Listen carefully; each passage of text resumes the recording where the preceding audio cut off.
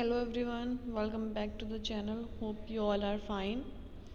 And today we are going to start the topic national political parties in the chapter political parties which we are doing for class 10th economics. And students, अगर आपने अभी तक channel subscribe नहीं करा है तो subscribe कर दिए और वीडियो को लाइक करिए और स्टार्ट करते हैं हम national political parties. Democracies that follow a federal system all over the world tend to have two kinds of political parties: parties that are present in only one of the federal units and parties that are present in several or all the units of federation.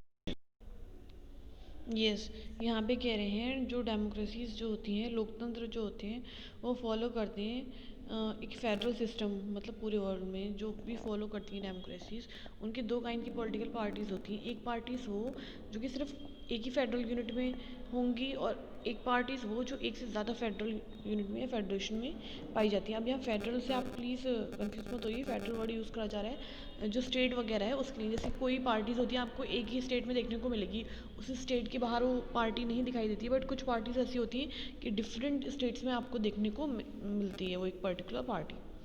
This is the case in India as well, और ये India में भी है. There are some country wide parties which are called national parties. कुछ country हैं जहाँ पे national parties हैं, बड़ी बड़ी पार्टी जो होती हैं. These parties have their unit in various state, और इन पार्टीज़ का जो यूनिट होता है वो डिफरेंट स्टेट्स में होता है. But by and large all these unit follow the same policies. और अगर देखा जाए तो जो भी ये यूनिट्स होते हैं सब एक ही पॉलिसीज़ को फॉलो करते हैं, एक टाइप की प्रोग्राम्स को, स्ट्रेटजी को, that is decided at the national level. और ये डिसाइड होता है नेशनल लेवल पर. Every party in the country has to register with the election commission. हर पार्टी को अपने आप को रजिस्टर करना होता है इलेक्शन कमीशन में. While the commission treats all parties equally, और कमीशन जो है सारी पार्टीज़ को इक्वली ट्रीट करता है. It offer some special facilities to large and establish parties. तो स्पेशल फैसिलिटीज़ मिलती है उनको जो लार्ज है, इस्टेब्लिश्ड है. These parties are given a unique symbol. एक यूनिक सिंबल दिया जाता है सारी पार्टीज़ को. Only the official candidate of that party can use that election symbol. और जो उसके ऑफिशियल कैंडिडेट होते हैं वही इस सिंबल को यूज़ कर पाते हैं. Parties that get this privilege and some other special facilities are recognise by the election commission for this purpose. तो जिनको ये फैसिलिटीज़ मिलती हैं वो जो है उनको इलेक्शन कमीशन रिकॉग्नाइज करता है. That is why these parties are called recognise political parties. इसलिए इनको कहा जाता है recognise political parties. The Election Commission has laid down detailed criteria of the proportion of votes and seats that a party must get in order to be a recognized party. कह रहे हैं election commission जो है एक उसने detail criteria बताया है कि कितने प्रोपोर्शन में वोट्स होने चाहिए और सीट्स जिससे party must get in order, मतलब जिससे वो रिकॉग्नाइज कराएगी. अगर उसे रिकॉग्नाइज बनना चाहिए तो उसके पास कितने वोट होने चाहिए. A party that secure at least 6% of the total votes in an election to the legislative assembly of a state and wins at least 2 seats is recognized as a state party. कह रहे हैं कोई भी party जिसके जो है 6% vote जिसको मिले हैं, अगर लेजिस्लेटिव असेंबली का इलेक्शन हुआ है और उसने 2 सीट्स कम से कम जीती हैं स्टेट के अंदर, तो वो रिकॉग्नाइज पार्टी कहलाई जा सकती है. A party that secure at least 6% of the total votes in Lok Sabha election or Assembly election in 4 states and wins at least 4 seats in the Lok Sabha is recognized as a national party. They are saying यार कोई भी party है जिसको at least 6% जो है votes मिल रहे हैं Lok Sabha election में या असेंबली इलेक्शन में 4 स्टेट्स के अंदर, और एटलीस्ट उसने 4 सीट्स भी जो हैं जीती हैं लोकसभा इलेक्शन में, तो उसको आप नेशनल पार्टी रिकॉग्नाइज कर सकते हैं. तो आपको डिफरेंस समझ में आ गया होगा कि रिकॉग्नाइज पार्टी कौन सी होती है और नेशनल पार्टी कौन सी होती है. According to this classification, there were 6 national recognized parties in the country in 2006. और इस क्राइटेरिया से देखा जाए तो 2006 के फिगर्स ये बताते हैं कि उस टाइम पर 6 नेशनल रिकॉग्नाइज पार्टीज़ थी. Let us learn something about each of these parties. देखते हैं. तो पहली पार्टी आपके पास Indian National Congress, INC, popularly known as the Congress party, one of the oldest party of the world. ये जो है वन ऑफ द ओल्डेस्ट है और ये फाउंडेड हुई थी इन 1885 and has experienced many splits. तब से इसमें बहुत चेंजेस आए हैं, बहुत स्प्लिट्स इसने देखे हैं, डिवीजन.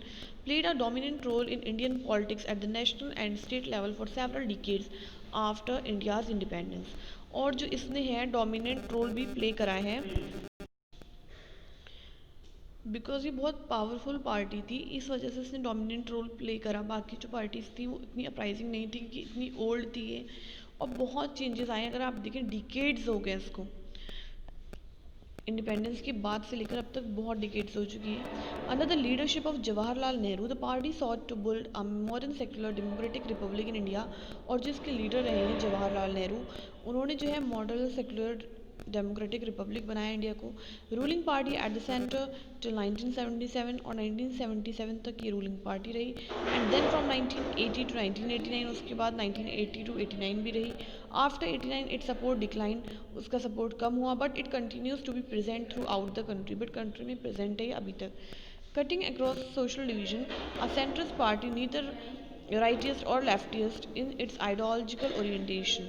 और ये एक सेंट्रिस्ट पार्टी कहलाई गई अपनी आइडियोलॉजिकल ओरिएंटेशन की वजह से। The party exposes secularism and welfare of weaker section and minorities. हमेशा जिसकी प्रायोरिटी थी तो इसने ध्यान दिया कि सेक्युलरिज्म के ऊपर और कैसे जो है वेलफेयर किया जाए वीकर सेक्शन और माइनॉरिटीज़ का।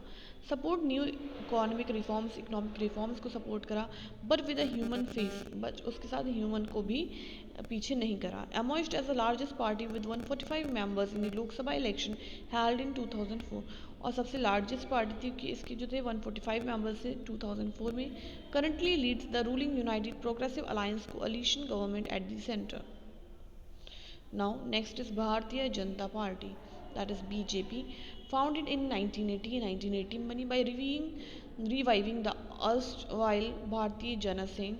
और ये रिवाइव था भारतीय जनसंघ पार्टी का, इसका नया नाम बना है Bharatiya Janata Party. Wants to build a strong and modern India, ये एक स्ट्रॉन्ग और मॉडर्न इंडिया बनाना चाहते थे। जो इसको जिन्होंने ये पार्टी बनाई थी उन्होंने ये सोचा था by drawing inspiration from India's ancient culture and values. और इनका इंस्पिरेशन जो इन्होंने लिया था वो एंशियंट कल्चरल और वैल्यूज़ से लिया था। कल्चरल नेशनलिज्म और Hindutva is an important element in its conception of Indian nationhood and politics. और जो इनका मेन वो था तो जो कल्चरल नेशनलिज्म था कि हिंदुस्तान है और हिंदुत्व है, ये इनका इम्पॉर्टेंट एलिमेंट था कंसेप्शन में इंडियन के नेशनल और पॉलिटिक्स में के तरीके से देखा जाए। Wants full territorial and political integration of Jammu and Kashmir with India. और ये चाहते थे कि जम्मू और कश्मीर जो है वो इंडिया में पूरी तरीके से जो है इंटीग्रेट हो जाए, मिक्स हो जाए। Uniform civil code for all people living in the country irrespective of religion and ban on religious conversions. इनका ये था कि एक यूनिफॉर्म सिविल कोड होना चाहिए लोगों का, चाहे वो किसी भी रिलीजन के हों, और जो रिलीजन कन्वर्जन होता है वो बैन होना चाहिए। It's support base increase substantially in the 1980s। इसका सपोर्ट जो था वो इंक्रीज हुआ 1990s में। Earlier limited to north west and to urban areas, पहले नॉर्थ वेस्ट और अर्बन एरियाज में था। The party expanded its support in the south east, the north east and rural areas. फिर जिसका सपोर्ट है वो एक्सपेंड करता गया साउथ में, ईस्ट में, नॉर्थ ईस्ट और रूरल एरियाज में भी। कम टू पावर इन 1998 में पावर में आई as a leader of the National Democratic Alliance including several state and regional party. Leader बने हैं नेशनल डेमोक्रेटिक अलायंस में, इंक्लूड करा बहुत स्टेट और रीजनल पार्टीज़ को भी इन्होंने अपने अंदर। लॉस्ट इलेक्शन इन 2004 में इलेक्शन हार गए and the principal opposition party in the Lok Sabha. फिर ये बहुत बड़ी अपोजिशन पार्टी बन के आई लोकसभा में। Next is Bahujan Samaj Party, that is BSP, formed in 1984। ये 1984 में बनी under the leadership of Kanshi Ram, और काशीराम के लीडरशिप में। Seeks to represent and secure power for the Bahujan Samaj, which includes the Dalit, Adivasis, OBCs and religious minority। और मतलब secure करने आए थे पावर किसके लिए? बहुजन समाज के लिए। बहुजन समाज यानी कि इनका जो मेन फोकस था, तो जो ये चाहते थे इक्वल राइट्स मिले दलित को, जो आदिवासीज हैं या OBCs या माइनॉरिटीज़ हैं उन सबको। Draws inspiration from the ideas and teaching of Sahu Maharaj, और जो इसकी इंस्पिरेशन थी वो साहू महाराज की टीचिंग हो गई। महात्मा फूले, पेरियार, रामस्वामी नायकर एंड बाबा साहिब अम्बेडकर, इन सबसे इन्होंने इंस्पिरेशन ली थी। Stand for the cause of securing the interest and welfare of the दलित।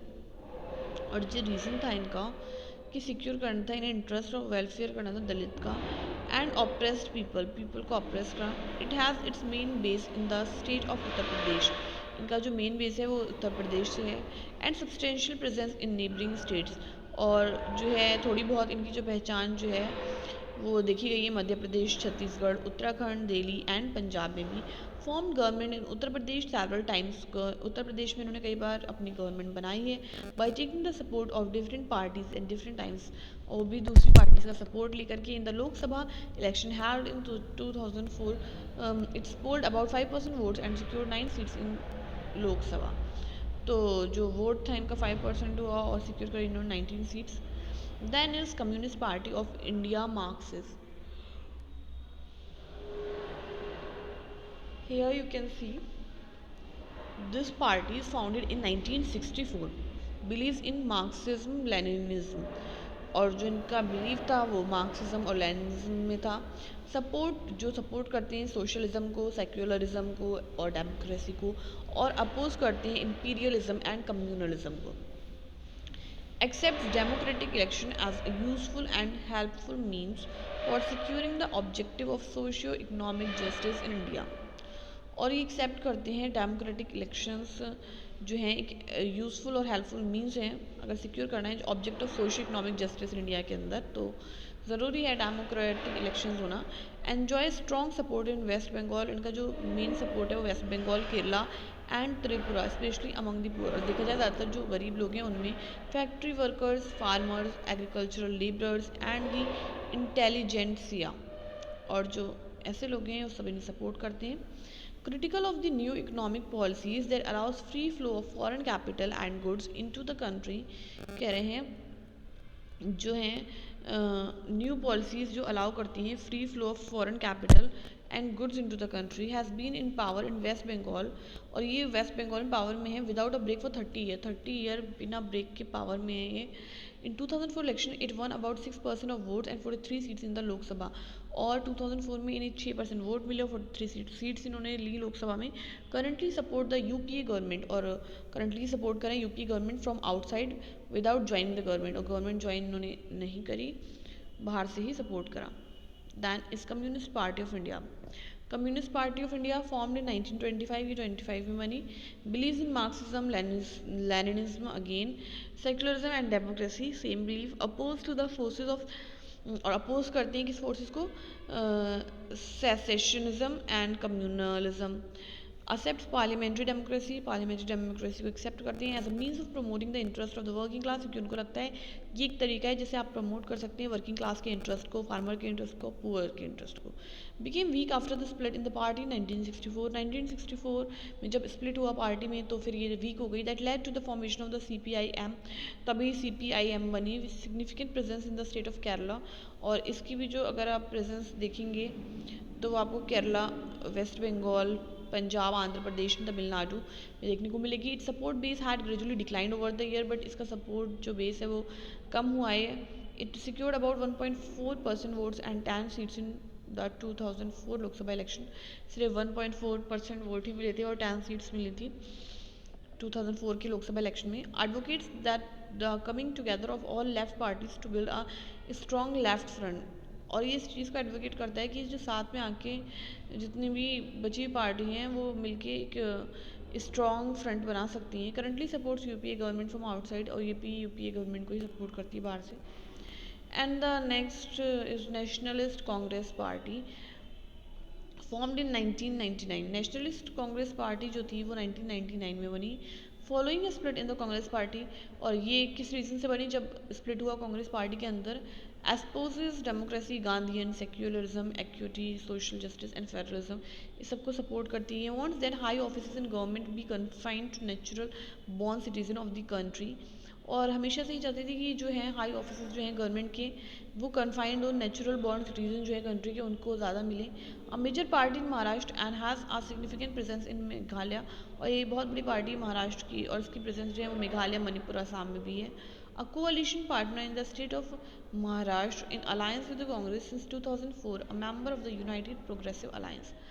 कह रहे हैं कोalition पार्टनर जो है वो ये स्टेट ऑफ महाराष्ट्र में है और अलायंस में है कांग्रेस के साथ 2004 से ये member of the United Progressive alliance है, आप देख सकते हैं।